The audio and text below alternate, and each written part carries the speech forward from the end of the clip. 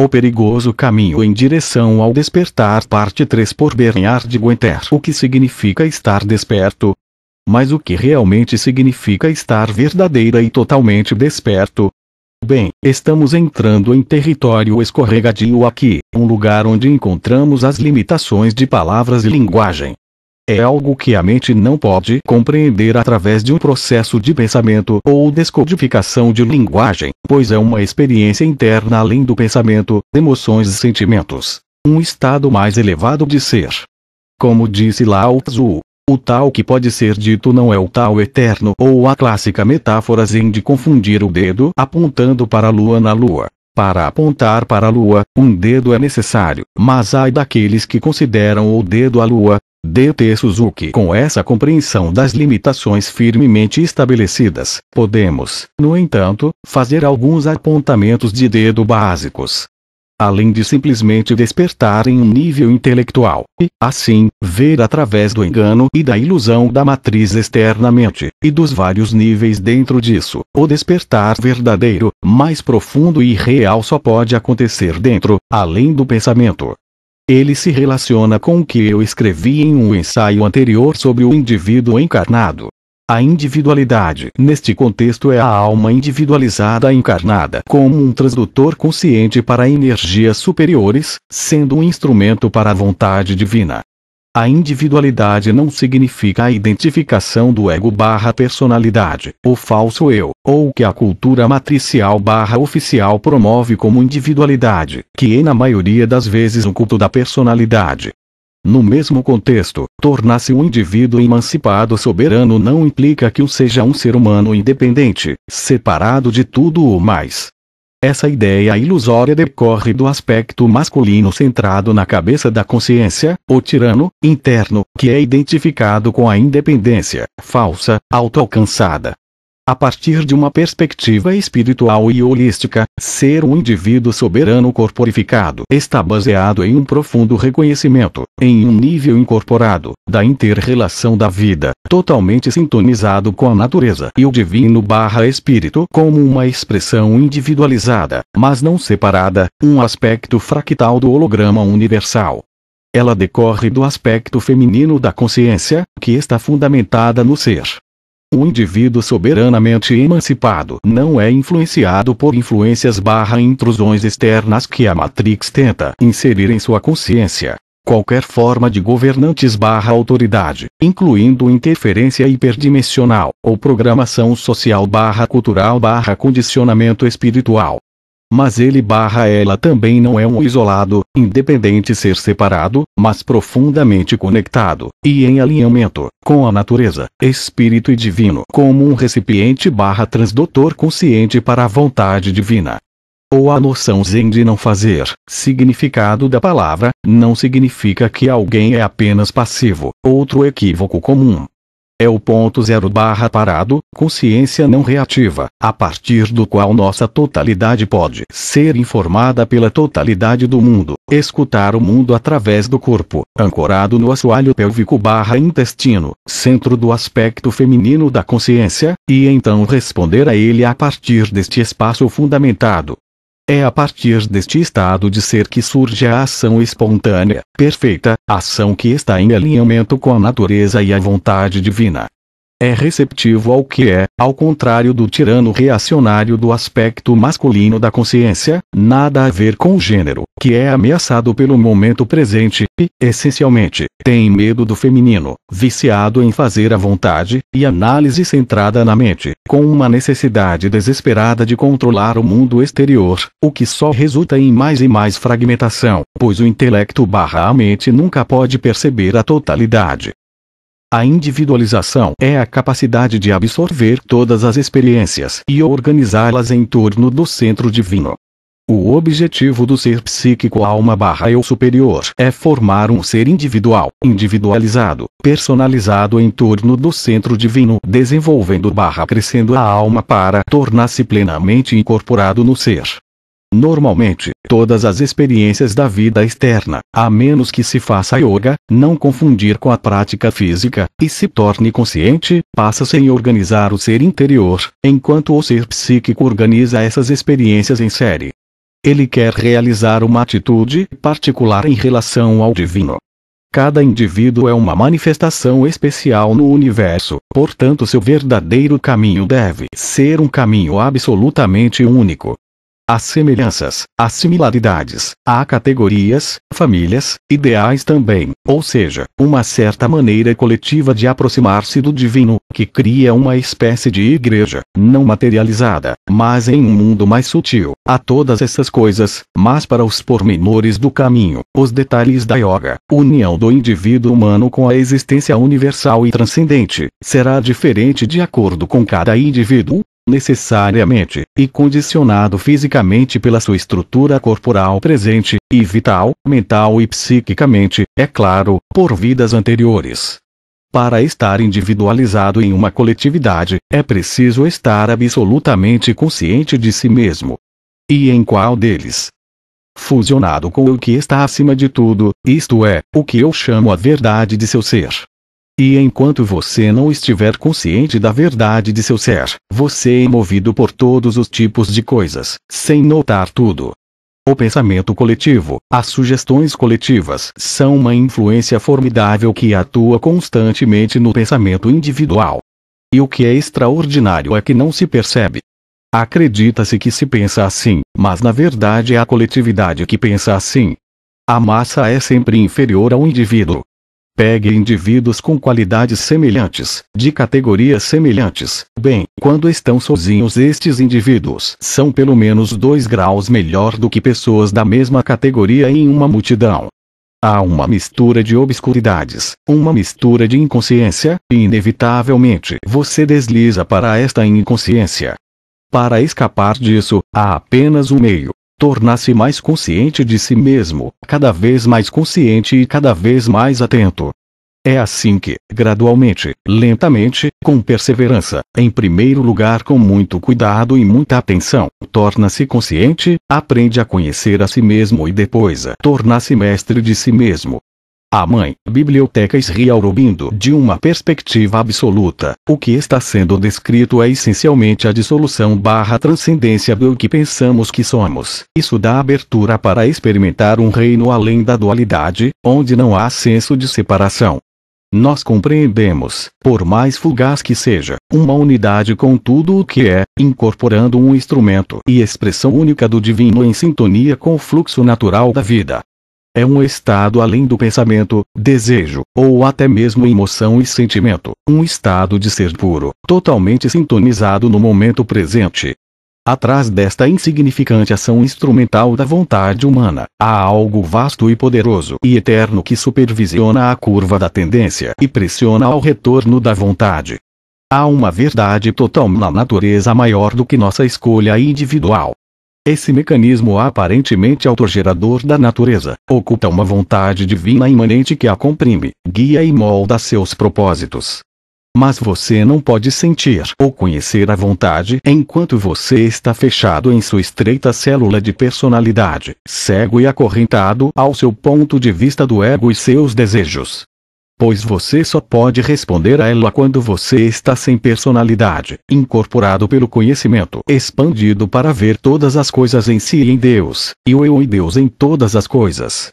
O estado de ignorância em que você acredita que você é o executor de seus atos persiste enquanto for necessário para o seu desenvolvimento. Mas assim que você é capaz de passar para uma condição mais elevada, você começa a ver que você é um instrumento de uma consciência.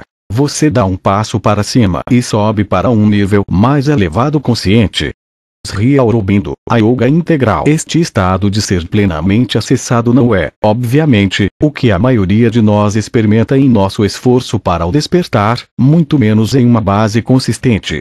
No entanto, o que notei em mim e nos outros é que cada vez mais pessoas experimentam visões deste estado aqui e ali, ou lentamente a aproximam com um crescente senso de estar neste mundo, mas não pertencer a ele, como uma testemunha/observadora, não de uma perspectiva intelectual de visão ou de pensamento. Este testemunho impessoal também reconhece que você é parte do jogo, enxergando através do véu de todas as aparências e manifestações da consciência única, expressando-se em infinita variedade.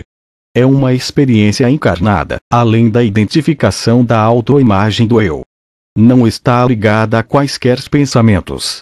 É um estado onde não há vontade plena de fazer, nem qualquer senso de vontade pessoal, como se de repente transformou e uniu-se à vontade divina. A ambição, os desejos vitais, a vaidade, a necessidade de ser gostado ou desejado, a noção e a pressão para tornar-se algo/alguém, qualquer comparação/competição com outros, e julgamentos resultantes, ou até mesmo antipatia de todos, se afastando lentamente, como fazem todos os gatilhos e comportamentos reativos. É o derradeiro abandono do controle egóico, e uma rendição à vida e ao espírito, percebendo que o controle era uma ilusão o tempo todo. Há um sentido profundo e incorporado de paz e confiança, de fé e de ser cuidado, como confiar no fluxo da vida, sabendo que qualquer desafio que surgirá serve como uma lição mais profunda para o propósito de um verdadeiro despertar. É o fim do medo, a morte da identificação do ego e o renascimento do real eu sou, espírito corporificado, expressando-se unicamente através de você. É estar em fluxo com tal, a vontade divina da natureza, conforme ela está fluindo e se expressando através de você sem resistência e, como Sri Aurobindo mencionou acima, você começa a ver que você é um instrumento de uma consciência. Os homens geralmente trabalhavam e continuam seus negócios a partir dos motivos comuns do ser vital, necessidade, desejo de riqueza ou sucesso ou posição de poder ou fama, ou a atividade e o prazer de manifestar suas capacidades, e eles conseguem ou falham de acordo com sua capacidade, poder de trabalho e a sorte boa ou má que o resultado de sua natureza, condicionada, e seu karma. Quando fazemos yoga, trabalho para o despertar, a união com o divino, e desejamos consagrar a vida ao divino, esses motivos ordinários do ser vital não têm mais o seu pleno e livre jogo. Eles têm de ser substituídos por outro, um motivo principalmente psíquico, alma, e espiritual, que permitirá ao sadhaka, buscador espiritual, a mesma força de antes, não mais para si mesmo, mas para o divino. O único trabalho que espiritualmente purifica é o que é feito sem motivos pessoais, sem desejo de fama ou reconhecimento público ou grandeza mundana, sem insistir em seus motivos mentais ou desejos e demandas vitais ou preferências físicas, sem vaidade ou crua autoafirmação, ou reivindicação por posição ou prestígio, feito somente pelo divino. Todo o trabalho feito no espírito egoísta, no entanto bom para as pessoas no mundo da ignorância, é inútil para o buscador e manterá a porta fechada para o divino. Não me refiro à filantropia ou ao serviço da humanidade ou a todo o resto das coisas, morais ou idealistas, que a mente do homem substitui a verdade mais profunda das obras. Quero dizer com a ação do trabalho feita para o divino e cada vez mais em união com o divino, fundindo a vontade de cada um com a vontade divina. Naturalmente, isso não é fácil no início, assim como a profunda meditação e o iluminado conhecimento são fáceis ou frequentes no amor verdadeiro. Mas, como os outros, tem que ser iniciado no espírito e atitude corretas, com a vontade correta em você, então o resto virá. Um se liberta dos grilhões da natureza exterior. Um se torna consciente de seu ser interior e vê o exterior como um instrumento. Um sente a força universal fazendo as suas obras e o eu observando ou testemunhando, mas livre. Um sente todas as obras captadas e criadas pelo poder divino agindo por trás do coração. Por meio do constante referencial de toda a vontade e obras do divino, o verdadeiro amor incorporado e a adoração crescem, o ser psíquico alma individualizada verdadeiro eu avança. Finalmente, trabalho/obra, amor e conhecimento vão juntos e a autoperfeição torna-se possível, o que chamamos de transformação da natureza. Estes resultados certamente não vêm todos ao mesmo tempo. Eles vêm mais ou menos lentamente, mais ou menos completos de acordo com a condição e crescimento do ser. Não há caminho monárquico para a realização divina. Toda essa insistência na ação é absurda se não se tem a luz pela qual agir. Os defensores da ação pensam que pelo intelecto humano e energia, criando um ímpeto sempre novo, tudo pode ser corrigido. O estado atual do mundo após um desenvolvimento do intelecto e uma produção estupenda de energia para a qual não há paralelo histórico é uma prova do sinal do vazio da ilusão sob a qual eles trabalham. É somente por uma mudança de consciência que a verdadeira base da vida pode ser descoberta, de dentro para fora. Mas dentro não significa um quarto de polegada atrás da superfície.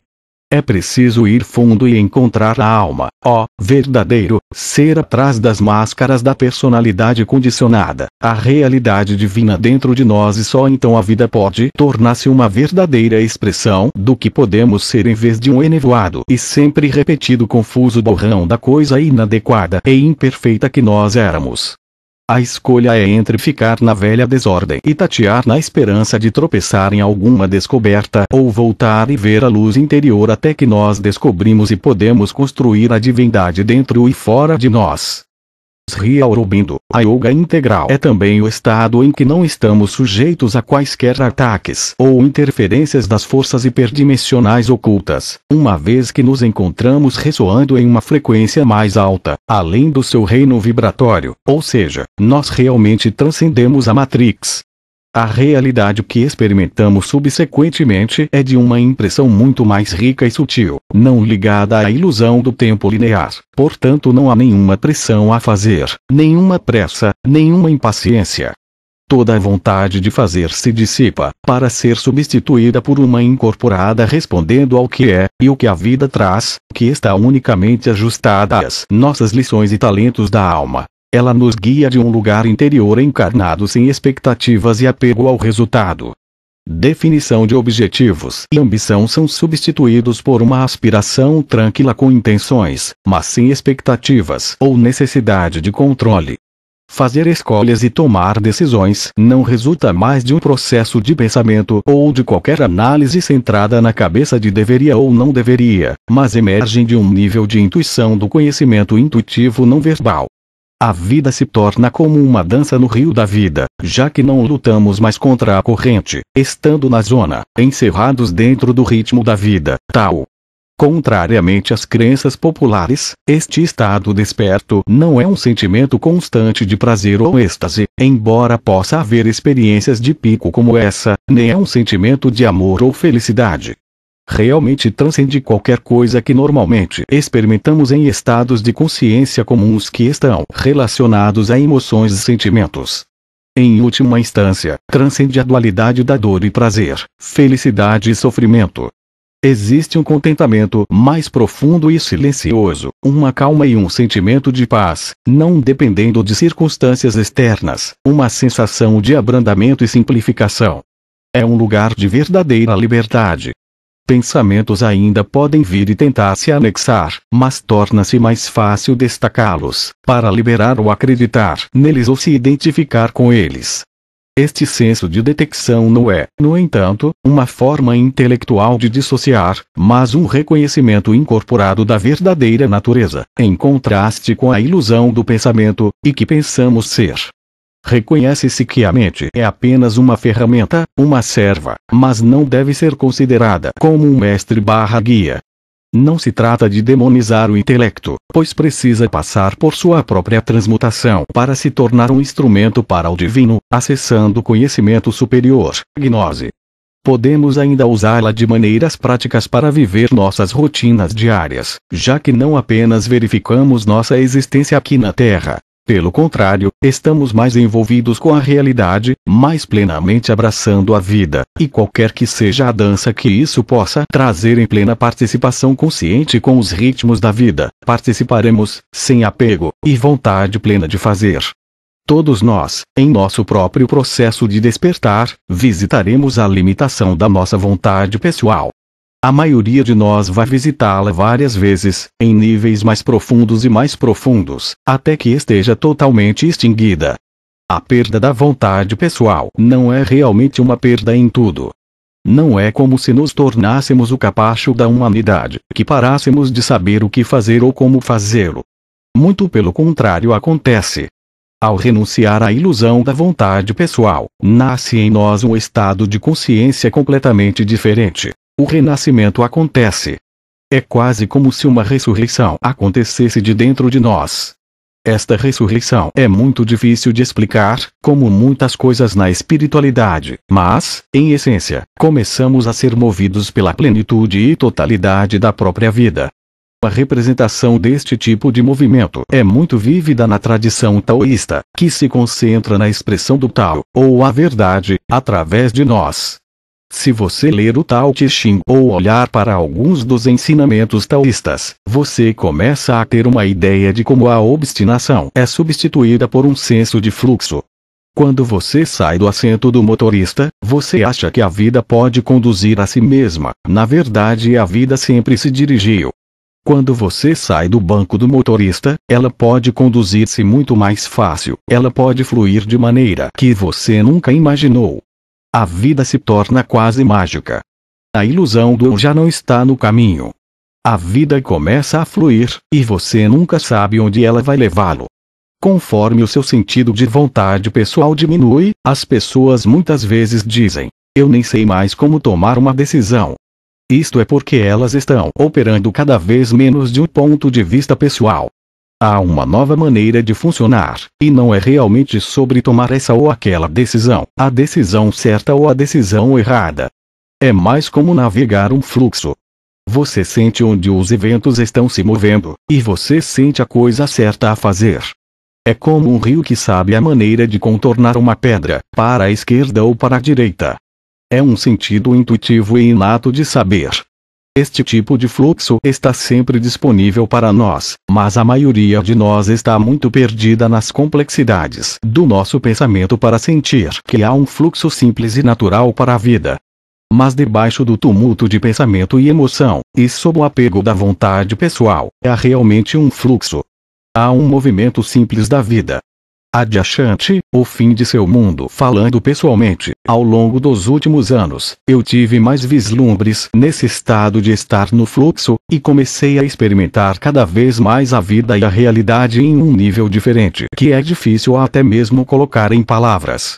Estou cada vez mais ancorado no momento presente, despreocupado com o passado ou o futuro.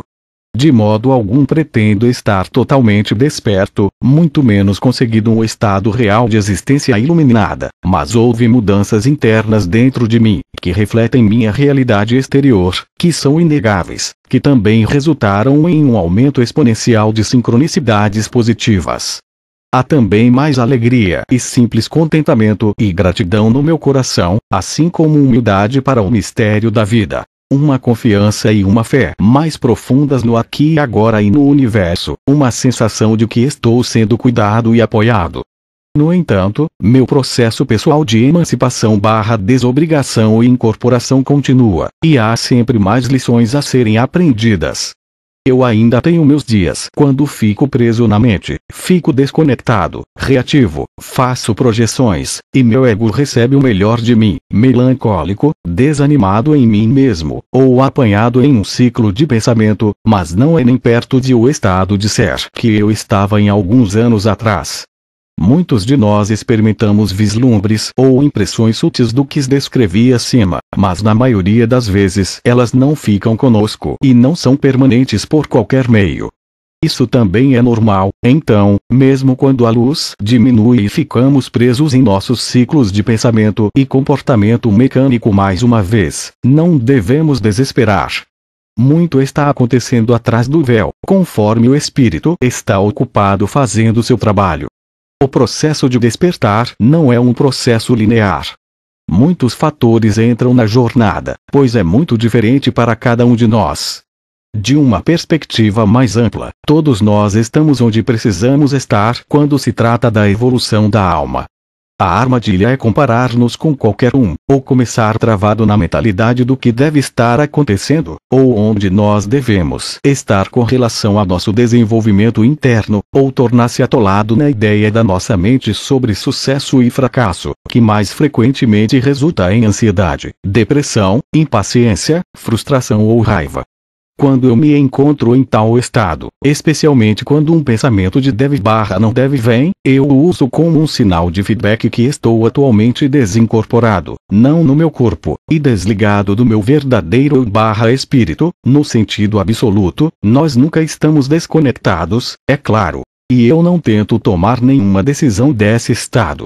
Em vez de lutar contra ela, agindo por desespero ou forçando-me a sair dela, me entrego a ela, o que significa que eu não evito esses sentimentos, nem ajo em cima deles, mas simplesmente aceito e observo-os.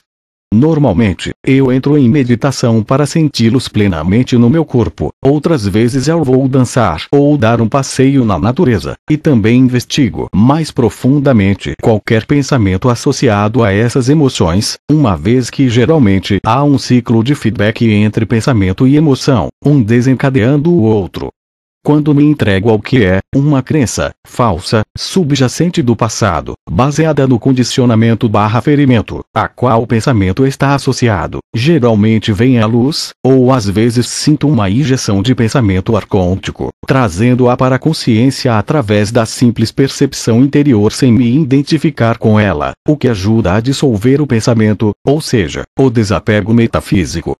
Às vezes, isso também resulta em processamento emocional, sem julgamento, por amar o que surge e apenas sentir nele com aceitação incondicional. O amor próprio, como na totalidade, aceitar a escuridão e a luz dentro, sem julgamento, é um ingrediente-chave nesse processo. Continua, Armadilhas no Caminho para o Despertar. Nota de Vilma Capuano, este é um curso de despertar. Muitos conhecimentos. Aproveitem. E agradeço a todos que se manifestaram para que eu o traduzisse. Peço que para quem não ressoe, em função de suas crenças e com o que vai ler nos capítulos, que não polemize. Esta página tem uma energia de paz e doação de conhecimento.